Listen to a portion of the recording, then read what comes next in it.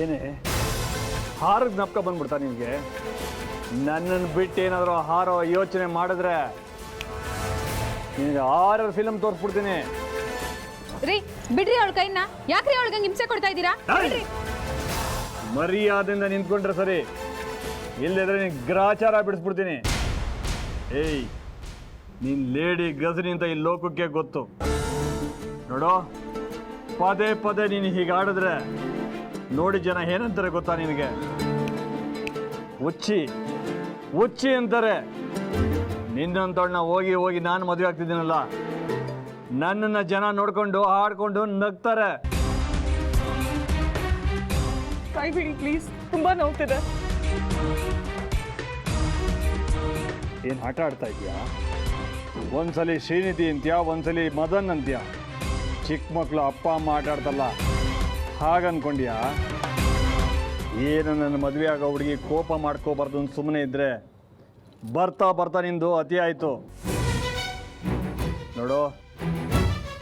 ಇನ್ಮೇಲೆ ನಿನ್ನ ಲೈಫಲ್ಲಿ ಎಲ್ಲ ನಾನೇ. ನನಗೇನಾದ್ರು ತಲೆ ಕೆಟ್ಟರೆ ಗೊತ್ತಲ್ಲ.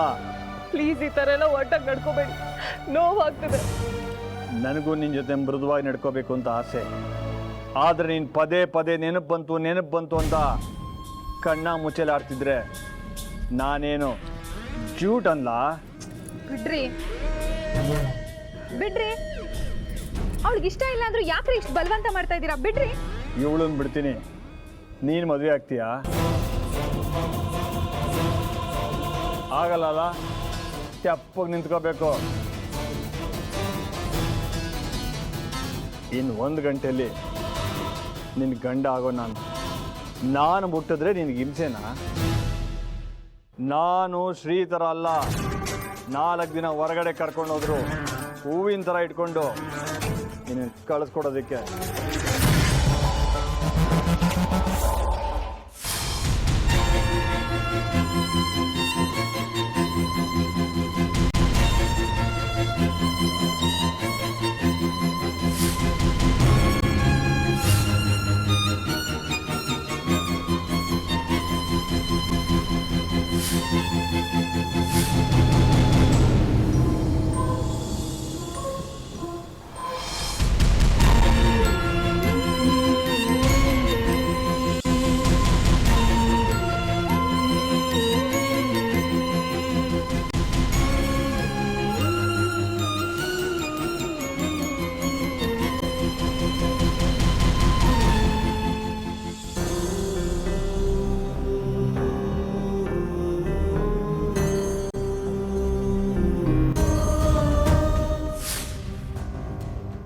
ಹೌದು, ಶ್ರೀ ಥರ ಅಲ್ಲ. ಹೌದು ಕಣೆ, ನಾನು ಯಾವ ರೀತಿಯಿಂದನೂ ಶ್ರೀ ಥರ ಅಲ್ಲ. ಗುಣದಲ್ಲೂ ಅಲ್ಲ, ಸ್ವಭಾವದಲ್ಲೂ ಅಲ್ಲ, ರೂಪದಲ್ಲೂ ಅಲ್ಲ. ಆದರೆ ಇನ್ಮೇಲೆ ನಾನೇ ನಿನಗೆ ಸರ್ವಸ್ವ, ನಾನೇ ನಿನಗೆಲ್ಲ. ಏಯ್, ನನಗೆ ಸಂತೋಷ ಆಗೋ ಥರ ನಡ್ಕೋಬೇಕು. ನನಗೇನಾದ್ರು ಕೋಪ ಬರ್ಸಿದ್ರೆ ನಿನಗೆ ಪ್ರಪಂಚನೇ ಮರ್ತೋಗ್ಬೇಕು. ಹಾಗೆ ಮಾಡ್ತೀನಿ.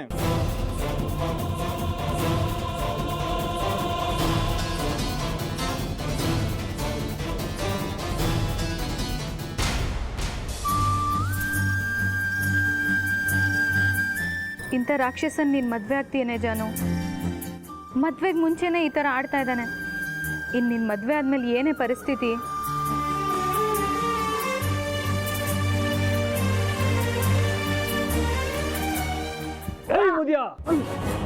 ನಿನ್ನ ಮಗಳು ಕಂಪ್ಲೀಟ್ ಆಗಿ ಆ ಶ್ರೀನಿಧಿನ ಮರ್ತ್ಬಿಟ್ಟು ನನ್ನನ್ನು ಮದುವೆ ಆಗೋದಕ್ಕೆ ಕೇಳು.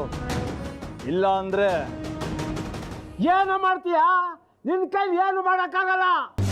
ಏನು ಮಾಡ್ಕೊಳಕ್ಕಾಗಲ್ವಾ? ಏಯ್, ಅಷ್ಟು ಸುಲಭವಾಗಿ ನಿನ್ನ ಮಗಳನ್ನ ಮರ್ತು ಬಿಡ್ತೀನಿ ಅಂತ ತಿಳ್ಕೊಂಡ್ಯಾ? ನೋಡೋ, ನನ್ನ ಜಾನ್ವಿ ಮದುವೆ ನಡೆಯುತ್ತೆ. ಯಾರೇ ಬಂದ್ರೆ ಅದನ್ನು ತಪ್ಪಕ್ಕೆ ಸಾಧ್ಯ ಇಲ್ಲ.